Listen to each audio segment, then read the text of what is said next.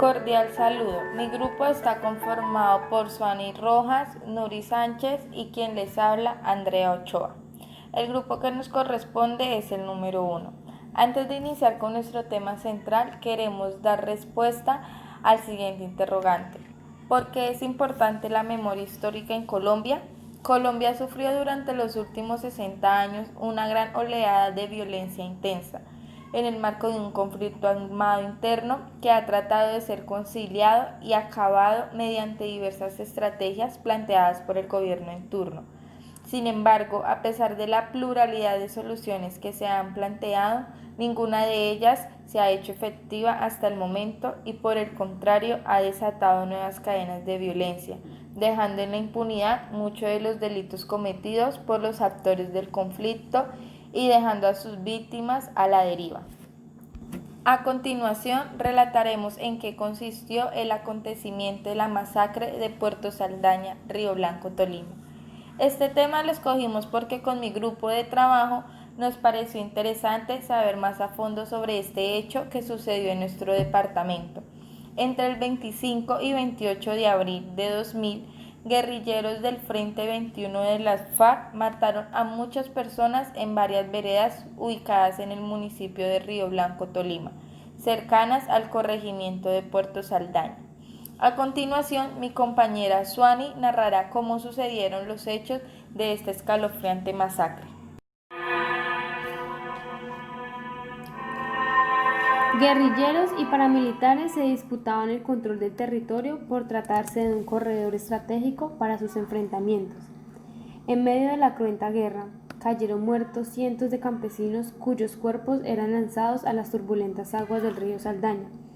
La inspección del pueblo Saldaña, Río Blanco, era el último lugar que le faltaba a la guerrilla para consolidar su presencia en el sur del Tolima y así tener un corredor desde el Pacífico caucano hasta los llanos. Aprovechando que las autoridades habían dejado el lugar, el secretariado de las FARC envió a uno de sus miembros, Alfonso Cano, a ejecutar durante un mes una cruenta toma para sacar de la población a paramilitares asentados en el lugar.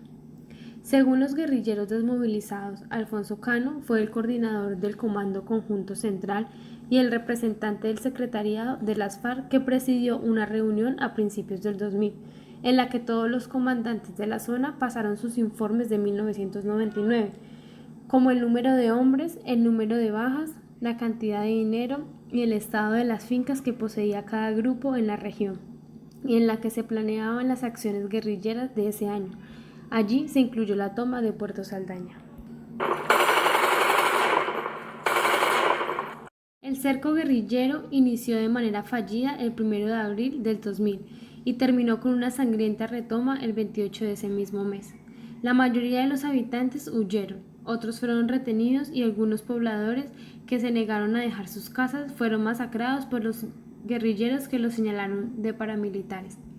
La toma a Puerto Saldaña, inspección del Río Blanco, había sido catalogada hasta el momento como una acción que solo ocurrió entre el 1 y el 2 de abril del 2000. Pero a través de la versión de los victimarios, el ente acusador ha determinado que fueron varios los ataques sobre el caserío que terminaron a finales de abril, dejando muchas personas muertas, entre ellas niños, cerca de 400 desplazados, unas 200 casas afectadas y la escuela, el pueblo de salud y los templos religiosos destruidos.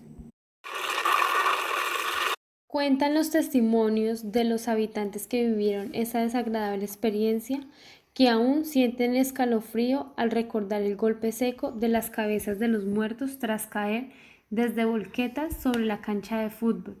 Los paramilitares, en plena luz del día, interrumpían con violencia en el parque central para arrojar los cuerpos, según ellos, de insurgentes como si fueran animales recién sacrificados.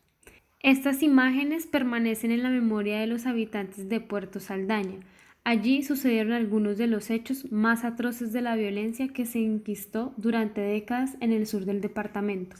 Aunque no existe un dato exacto del número de víctimas, se dice que en Puerto Saldaña hubo más de 300 muertos entre 1998 y 2014.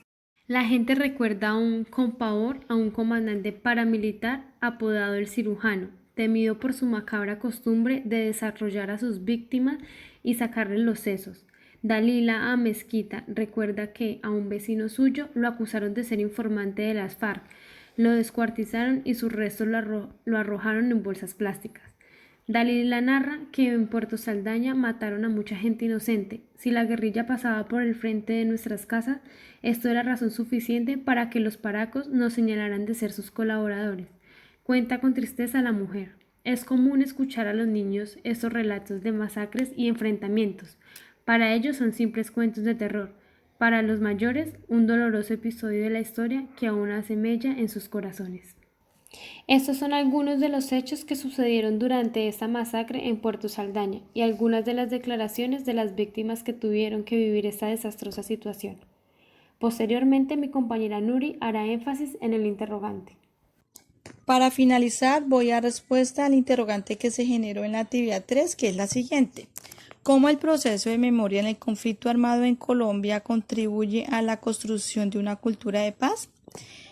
De acuerdo al proceso de memoria del conflicto armado en Colombia, es fundamental la transición hacia la paz, ya que la construcción de paz debe expresarse en la esfera política y asuntos públicos, en la convivencia ciudadana y en los propios ámbitos sociales, comunitarios y privados.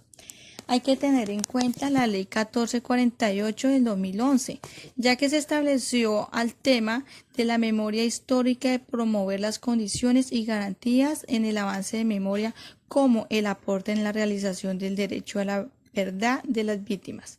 Así que la memoria histórica contribuye a la sociedad en un conjunto que hoy se vea impedida para negar la existencia de conflicto en Colombia, como los avances de superación del conflicto y esfuerzos adicionales para continuar con el proceso encaminado a que las memorias de la guerra vivida en Colombia durante 50 años se contribuyan a uno de los ejes principales del proceso de reconstrucción de las condiciones de paz con una democracia plena y afectiva y de reconciliación.